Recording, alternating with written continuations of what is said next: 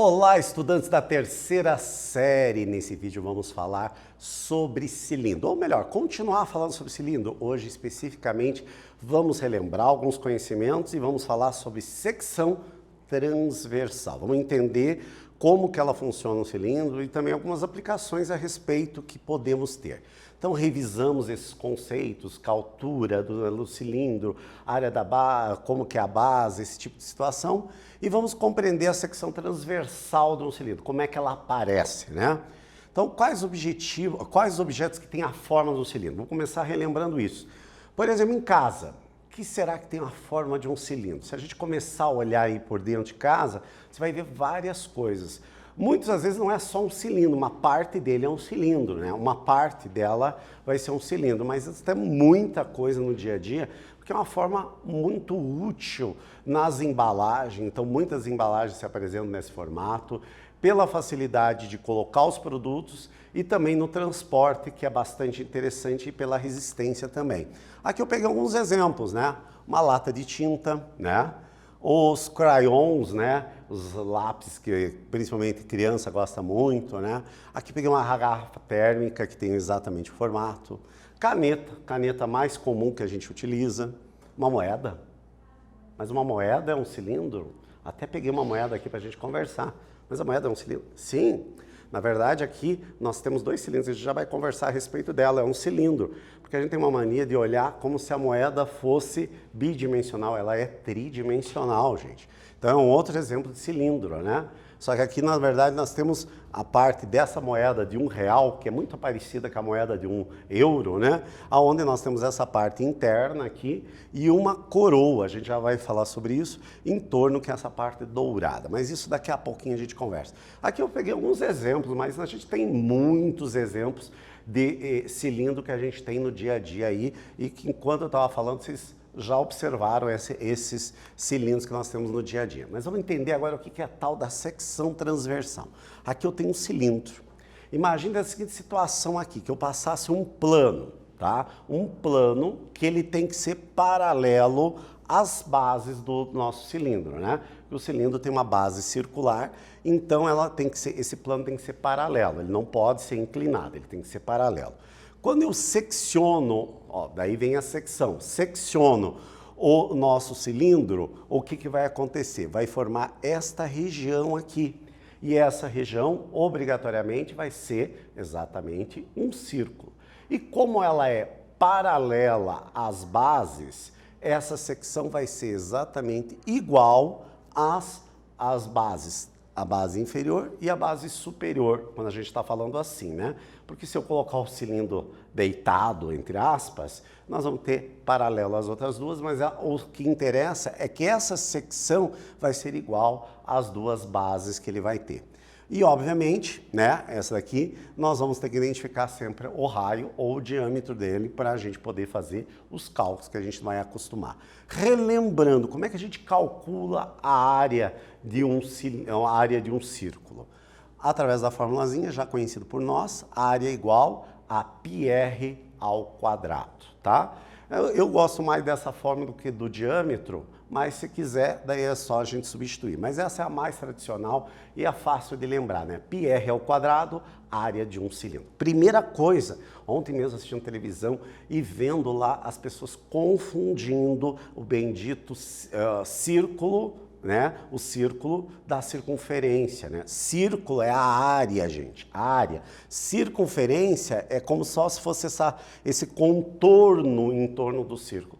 E eu vendo lá uma reportagem falando errado o termo, e eu disse, meu Deus, não está certo. Então a gente tem que tomar muito cuidado. E às vezes tem estudantes aí, ó, na véspera das provas mais importantes da vida de vocês, que vai definir várias coisas aí para os próximos anos e décadas aí, e tem gente que confunde círculo e cilindro, não pode mais confundir.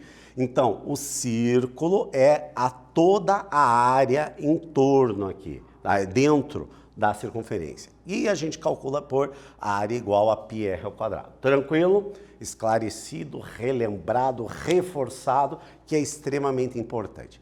E vamos agora pensar no primeiro problema para a gente resolver, com o conceito que eu acabei de falar de área e também o conceito que a gente já trata das outras aulas, a respeito de círculo. Então vamos lá, vamos ler aqui. A secção transversal de um cilindro é de 36 pi centímetro quadrado. Então a área da secção, ou seja, a área circular ali, né? Determinar qual é a altura desse cilindro, sabendo que a altura corresponde a 2,5 vezes o valor do raio. Então, ou seja, a altura está dependendo do raio. Nós já sabemos qual é o valor da área. E nós sabemos que a figura da secção é exatamente um círculo. Como é que a gente acabou de falar? A área de um círculo é igual a πr ao quadrado. E esse π, todo mundo lembra? 3,14 aproximadamente, né? Um número irracional, mas usando 3,14 é tranquilo. Vou dar um tempo para vocês resolverem e já voltamos a conferir o resultado. Até lá, pessoal.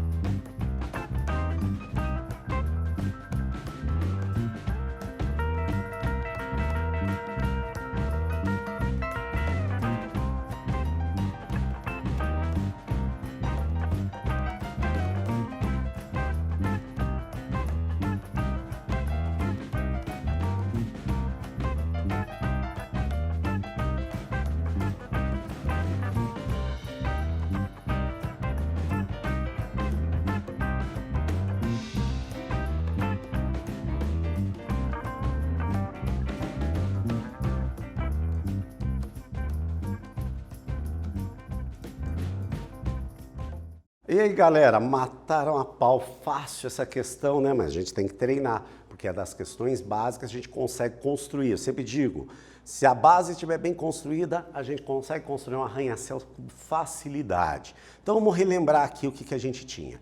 Então a área é πr ao quadrado. Essa área foi dado que é 36 π. E igual a πr ao quadrado. Eu tenho o π dos dois lados, então nem precisei aquele valor de 3,14, né? Não preciso substituir. Se eu posso simplificar, eu evito continha.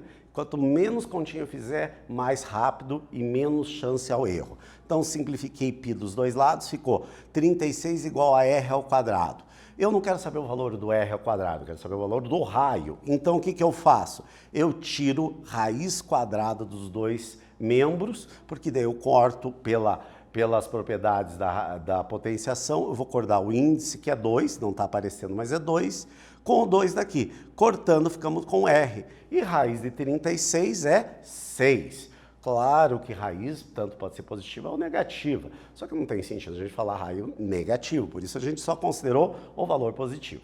Como o raio é 6, mas toma cuidado, gente, eu não respondi a questão ainda. A questão é, qual é a altura? A altura corresponde ao quê? 2,5 vezes o raio, então eu tenho que substituir aqui 2,5 vezes o raio, que é 6, ou seja, 2,5 vezes 6, a altura é 15 centímetros. Nessa análise de questão, às vezes faz o cálculo, desesperadamente tem as alternativas, provavelmente teria lá a alternativa A, 6. E você desesperadamente vai lá e já marca, porque você não leu a questão. Então volte, terminou o cálculo, volte e lê, para não errar, porque às vezes nessas questões muito básicas é a hora que a gente erra. Tranquilo, gente? Essas dicas é bom sempre a gente trabalhando, a gente tem que estar preparado também para fazer as avaliações que a gente tem. Agora vamos explorar um pouquinho a questão da secção transversal aqui. Aqui nós temos dois gráficos, ó. Um gráfico que a gente chama de setor, ou também conhecido em pizza, que ele está no formato plano. Né? E aqui nós temos um gráfico também em setores, só que ele está no formato 3D. Já conseguiram ver? 3D, formato onde a base é circular, é um círculo. Lembra da moedinha que eu falei? Também é um círculo, né? Ou melhor, um cilindro, né? Então aqui é um cilindro e aqui é um círculo. Tranquilo? Então aqui nós temos o formato cilindro e esse daqui a gente poderia dizer que é uma secção transversal. Tranquilo? Já conseguimos fazer essa associação. Aqui nós temos exatamente investimentos e aqui a preferência por filmes. Mas o dado não era o importante nesse momento, era a gente poder associar exatamente o círculo e também o círculo e o cilindro aqui, envolvendo uma outra área matemática que é exatamente a estatística. Agora, nós vamos falar de um outro item que se chama setor circular, ou seja, nós temos o círculo aqui e eu vou falar só um pedaço desse círculo, que a gente vai chamar exatamente um setor.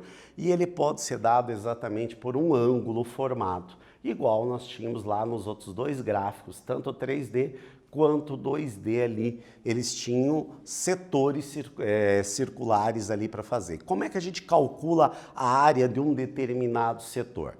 Eu sei que a área do círculo corresponde a 360 graus, correto? E a área do setor é em relação ao ângulo. Dependendo do ângulo, vai ser maior ou menor a área. Então, para eu poder resolver isso daqui, eu vou usar uma regrinha de 3. Então, usando uma regrinha de 3, a gente consegue determinar, por exemplo, a área do setor que eu quero saber, a área do círculo é o quê? πr ao quadrado. Faço. E o ângulo que eu quero saber, multiplico cruzado e vou achar a área daquele setor. Muito fácil. A área, como nós sempre falamos, né? Quando a gente fala a regra de 3, a gente sempre está utilizando ela vai e vem, ela aparece no meio dos cálculos. Agora, se a área for dada em porcentagem, por exemplo, no gráfico já porcentagem, nem preciso fazer a regra de 3, eu posso aplicar direto. Por exemplo, se eu tenho, o gráfico corresponde, um setor corresponde a 10%, é só colocar 10%, 10 em 100, porque a gente vai deixar ela na forma decimal, πr ao quadrado. Se o setor é 20% do círculo, eu coloco 20 dividido por 100 e multiplico por πr ao quadrado. Muito fácil, não é verdade? Tranquilo. Vamos ver agora isso aplicado no segundo exercício. Aqui eu tenho um gráfico da matriz energética brasileira em 1913. 2013, 1900, nossa, nem eu era nascido naquela época, olha que sou velho, gente. Então, calcule o setor circular da secção transversal referente à fatia, por que fatia? Porque isso daqui é chamado às vezes de gráfico de pizza, do gás natural. Então vamos olhar aqui, qual que é o gás natural? O gás natural vermelhinho, então é esse pedacinho aqui, então já sabemos localizar. Considere que este raio aqui corresponde a 3 centímetros. Claro que aqui tem mais de 3, porque eu fiz ampliado para vocês poderem enxergar. Se eu fizesse com 3 centímetros, vocês não iam enxergar, né? Então, vocês vão calcular qual vai ser esta área aqui deste gráfico, usando exatamente o conceito que a gente acabou de conversar. Vou dar um tempo para vocês resolverem e já voltamos a conferir, pessoal.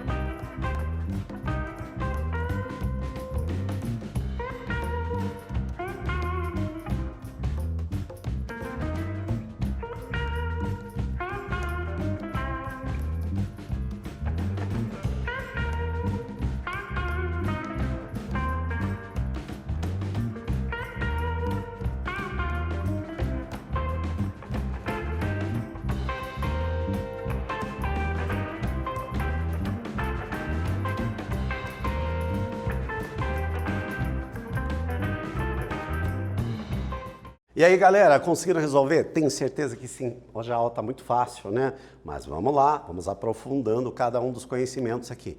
Então, portanto, a área que a gente queria aqui era do gás natural, que é 13%. Ou seja, é só usar o último esqueminha que eu disse lá para vocês. 13 em 100, dividindo, transformando em decimal a porcentagem. πr ao quadrado, o raio que foi dado, 3 centímetros. Então, 13 dividido por 100, 0,13. O π, aproximadamente 3,14. Quando não falar nada, a gente sempre usa 3,14. 3 ao quadrado, 9. Fazendo o produto, a área vai corresponder, portanto, a 3,67 centímetros quadrados, a área desse pedacinho aqui. Tranquilo? Moleza, fácil. Vamos para frente. Explorar agora mais um pouquinho a respeito ainda da secção transversal. Reconheceram essa daqui? Uma pilha. Uma pilha normal. Aqui uma pode ser uma pilha normalmente AA ou AAA e assim por diante. Aqui eu tenho uma vista frontal. O que é vista frontal? Vista de frente, tá? Vista frente. A vista lateral esquerda. Bem, uma pilha, nós vamos ver praticamente a mesma coisa, já que todos os lados, um cilindro, a gente vai ter esta característica, né? A vista frontal e a lateral direita e esquerda vão ser sempre iguais. Aqui eu tenho a medida, que é 31 centímetros, que seria a altura, né? E aqui nós temos o diâmetro, que é 0,9 centímetros, ou 9 centímetros. E que a vista superior tem aquela bordinha aqui, né? Onde tem exatamente o pininho da pilha, né? Aqui a gente veria a secção, a vista superior dela. Tranquilo? Bem, vocês viram lá nessa vista superior que tem exatamente um círculo maior e um círculo menor. Lembram disso daqui que eu falei lá no início da aula, né? Vou pegar aqui minha cola aqui, ó, moedinha. Lembram? Tá lembrando exatamente isso, né? Um círculo central ali, tá prateado, e o círculo maior, que é exatamente ali a nossa parte dourada. Então seria um esquema, seria esse desenho aqui, aonde o menor aqui tem um raio Rzinho minúsculo e o maior vai ter o R maior aqui. Esta parte aqui a gente chama exatamente esta área, como se fosse da moeda, a parte dourada, de coroa circular. Como é que a gente vai calcular a área de uma coroa circular? Vai ser exatamente a área maior menos essa área menor. Fácil. A área da coroa, então, portanto, vai ser πr ao quadrado, R maiúsculo, menos o πr menor, que seria o R minúsculo. O que eu posso colocar em evidência? O π. Ficou R ao quadrado menos R minúsculo ao quadrado. Isso daqui vai lembrar para nós produto notável, produto da soma pela diferença, que é o primeiro ao quadrado, menos o segundo ao quadrado. Então, isso daqui eu poderia deixar multiplicando R maiúsculo mais R minúsculo, que multiplica R maiúsculo menos R minúsculo. E isso para a gente calcular a área da coroa circular. Moedinha vai falar o tempo todo, ó, questão exatamente envolvendo a nossa moedinha de R$1. A moeda de R$1 é formada por uma parte prateada interna, que é onde está lá todas as informações, e sabendo que a moeda tem, e daí nós temos ali uma parte dourada, que seria exatamente a coroa circular. Sabendo que a moeda tem 27 milímetros de diâmetro e que a parte prateada tem 18 milímetros de comprimento, usando uma aproximação agora do π 3,1, então nesse caso ele está dizendo para você usar 3,1, não 3,14, qual é a área da parte dourada, que é exatamente a coroa circular que a gente fez agora.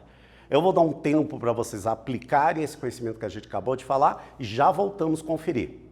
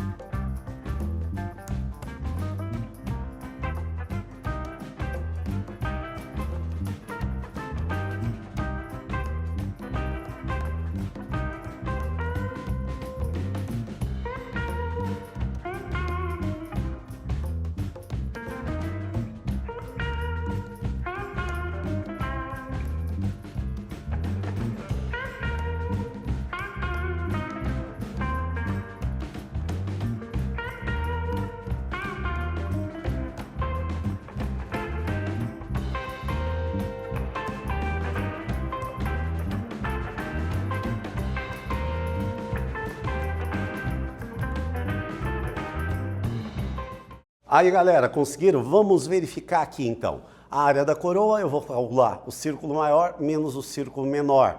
Já tenho a fórmula aqui que a gente definiu. Agora, o raio da maior é 27, a metade é 13,5, seria o raio. O raio da menor, 18, a metade, 9. Fazendo as continhas, substituindo o π 3,14, portanto, a área da coroa, 313,86 milímetros quadrados. Muito fácil, não é verdade? Então, aqui a gente hoje trabalhamos a questão da secção transversal e os elementos dessa secção. Falamos isso muito, com várias aplicações. Espero que vocês tenham gostado e até breve, pessoal.